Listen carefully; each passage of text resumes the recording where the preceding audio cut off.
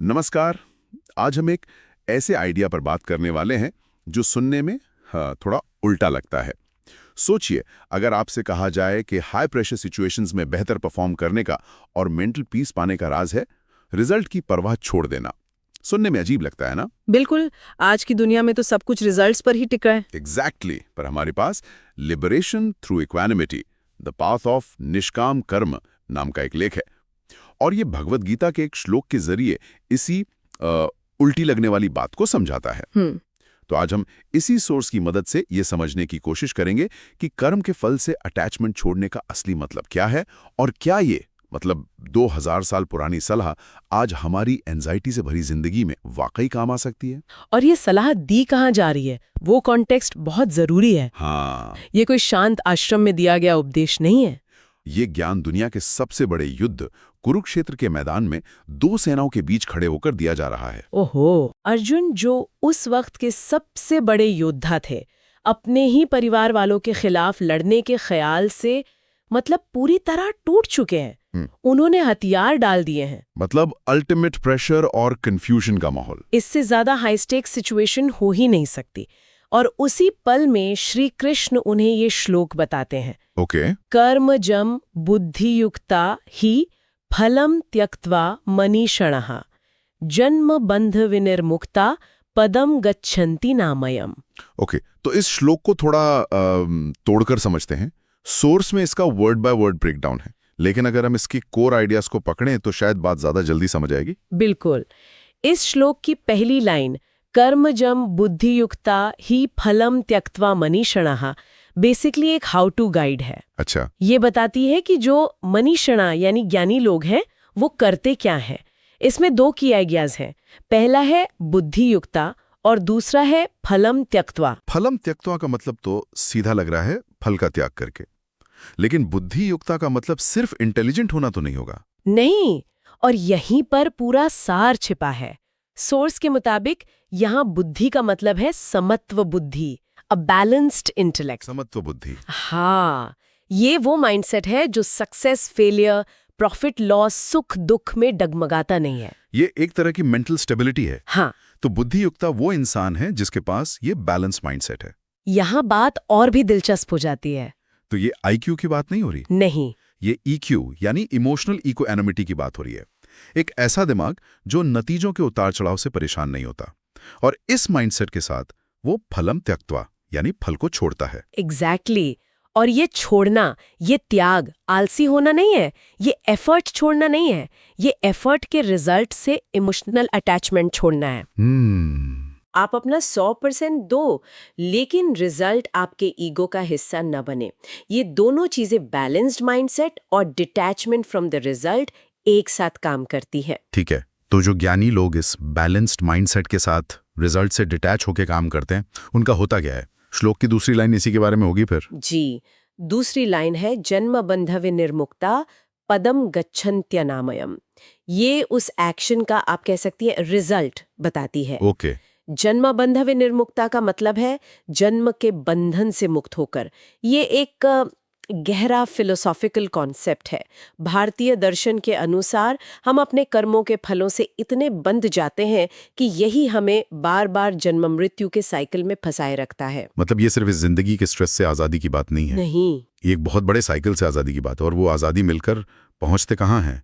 ये पदम गच्छन्ते अनामयम क्या है? पदम गच्छन्ति मतलब उस अवस्था को पाते हैं जो अनामयम है। हाँ। अनामयम का अर्थ है दोष रहित, कष्ट रहित, जहां कोई बीमारी या दुख न हो। अ फ्लॉलेस स्टेट। तो ये परम शांति की, मोक्ष की अवस्था है। तो अगर हम इन सब टुकड़ों को जोड़ें तो पूरा मतलब ये हुआ कि बैलेंस दिमाग वाले ज्ञानी लोग जब कर्मों के रिजल्ट से अटैचमेंट छोड़ देते हैं तो वो जन्म मृत्यु के साइकिल से आजाद होकर उस स्टेट में पहुंच जाते हैं जहां कोई दुख या तकलीफ नहीं है। आपने बिल्कुल सही सार निकाला है। ये एक कॉज एंड इफेक्ट रिलेशनशिप है। एक खास तरह का माइंडसेट और एक्शन यानी समत्व बुद्धि प्लस फल का त्याग आपको एक खास तरह के अंजाम यानी मुक्ति और परम शांति तक ले जाता है। ओके, ये फिलोसॉफिकल लेवल पर तो समझ आ रहा है। लेकिन अब आते हैं असली सवाल पर।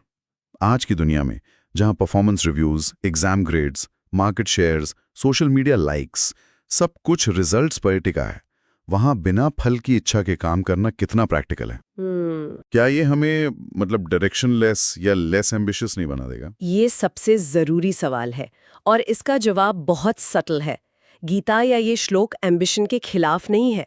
श्री कृष्ण ने अर्जुन को ये नहीं कहा कि अरे लड़ाई छोड़ो, रिजल्ट की क्या चिंता करनी है। बल्कि उन्होंने उसे लड़ने के लिए कहा। बिल्कुल, उन्होंने उसे अपना कर्तव्य पूरा करने के लिए कहा। हाँ, फैक्ट तो ये है कि उन्होंने उसे और मोटिवेट किया कि वो लड़े। ठीक यही बात है। ये श्लोक गोल छोड़ने की बात नहीं कर रहा, ये गोल से जुड़ी एंग्जाइटी को छोड़ने की बात कर रहा है। फोकस एफर्ट पर रखो, आउटकम पर नहीं। एम्बिशन रखो, लेकिन एम्बिशन को अपने मेंटल पीस का किडनैपर मत बनने दो। लेकिन ये करें कैसे? मान लीजिए कोई स्टार्टअप फाउंडर है जो इन्वेस्टर्स के सामने पिच कर रहा है, उसका तो पूरा फोकस आउटकम पर ही होगा, फंडिंग मिलेगी या नहीं। वो कैसे डिटैच हो सकता है? उसकी तो पूरी कंपनी उस रिजल्ट पे टिकी है। बहुत अच्छा एग्जाम्पल है।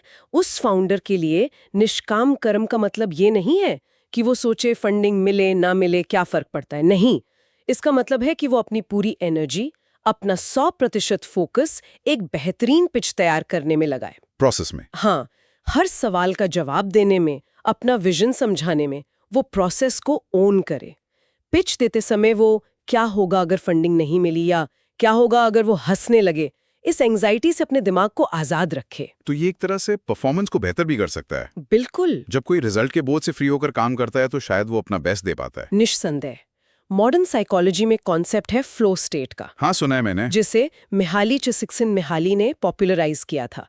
ये एक ऐसी मेंटल स्टेट है जिसमें इंसान अपने काम में पूरी तरह डूब जाता है।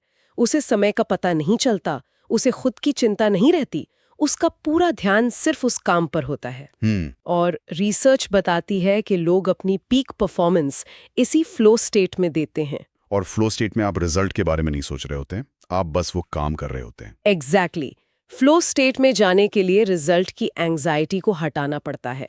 भगवद गीता का समत्व बुद्धि और फलम त्यक्त्वा का कॉन्सेप्ट साइंटिफिकली फ्लो स्टेट को अचीव करने का एक 2000 साल पुराना ब्लूप्रिंट है। वाओ! ये सिर्फ स्पिरिचुअलिटी नहीं है, ये पीक परफॉर्मेंस साइकोलॉजी है। जब हार का डर और जीत का लालच दिमाग पर हावी नहीं होता, तो दिमाग शांत और फोकस्ड रहता है, और ऐसा दिमाग हमेशा बेहतर फैसले लेता है। वाओ, ये कनेक्शन तो कमाल का है। मतलब ये कोई पैसिव फिलॉसफी नहीं है, ये एक एक्टिव टूल है फोकस और परफॉर्मेंस बढ़ाने का। इसे ऐसे सोचिए, एक आर्चर है, एक तीरंदाज। ठीक है। वो अपनी पूरी एनर्जी किस पर लगाता है? अपनी स्टैंस पर, अपनी ब्रीदिंग पर, कमान को खींचने की स्ट्रेंथ पर, और तीर को छोड़ने के मोमेंट पर। जैसे ही तीर कमान से निकलता है, उसका काम खत्म। सही बात है। अब हवा का रुख क्या है, टारगेट हिलेगा या नहीं, ये उसके कंट्रोल में नहीं है। एक अच्छा आर्चर तीर छोड़ने के बाद शांत मन से उसे जाते हुए देखता है। वो चिंता में घुलता नहीं है। वही फलम त्यक्त हुआ है, अपना काम किया और परिणाम को ग्रेसफुली एक्सेप्ट किया। ये एनोलॉजी बहुत पावरफुल है। हम में से ज्यादातर लोग तीर छोड़ने के बाद भी उसे कंट्रोल करने की कोशिश करते रहते हैं और उसी में दुखी होते हैं। और सोर्स इसी बात पर जोर देता है। ये श्लोक निष्काम कर्म के सिद्धांत का सार है। निष्काम कर्म? हाँ, यानी बिना स्वार्थ के, फल की कामना के बिना कर्म करना।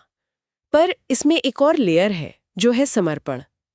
आप सिर्फ फल को छोड़ नहीं रहे, आप उसे एक हायर पावर या कह लीजिए यूनिवर्स को डेडिकेट कर रही हैं। इस डेडिकेशन वाले आइडिया से क्या फर्क पड़ता है? इससे ईगो डिसॉल्व होता है। जब हमें लगता है कि मैंने किया और रिजल्ट मेरे कंट्रोल में है, तो ईगो बढ़ता है। सफलता का क्रेडिट हम लेते हैं और असफलता का ब्लेम दूसरों पर डालते हैं।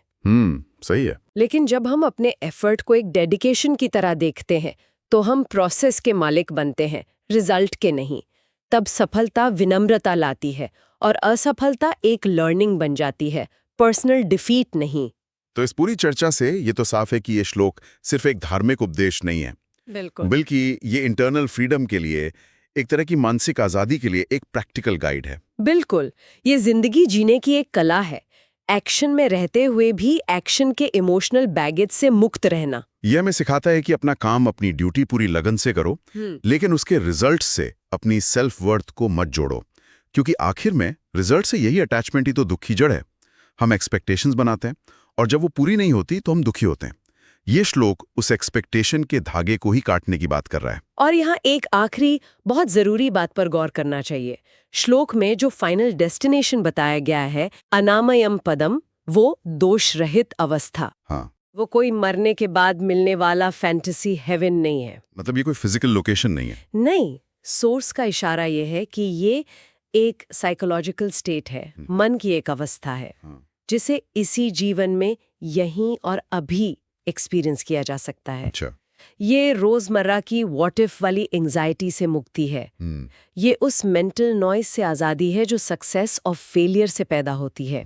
जब दिमाग उस स्टेट में पहुंच जाता है जहां वो रिजल्ट से अफेक्ट हुए बिना शांत और स्टेबल रहता है, वही अनामयम पदम है, वही फ्लॉलेस स्टेट है। ये तो पूरे पर्सपेक्टिव को ही बदल देता है। इसका मतलब लिबरेशन कोई फ्यूचर इवेंट नहीं है, नहीं, बल्कि एक प्रेजेंट मोमेंट एक्सपीरियंस है। यही इसका सबसे रेवोल्यूशनरी पहलू है।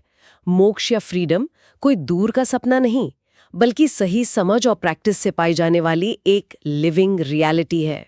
तो अंत में एक सवाल जिस पर सोचा जा सकता है, अगर रिजल्ट से पूरी तरह डिटैच हो जाना ही पीस और पीक परफॉर्मेंस का रास्ता है, तो फिर एक्शन के लिए मोटिवेशन कहाँ से आएगा?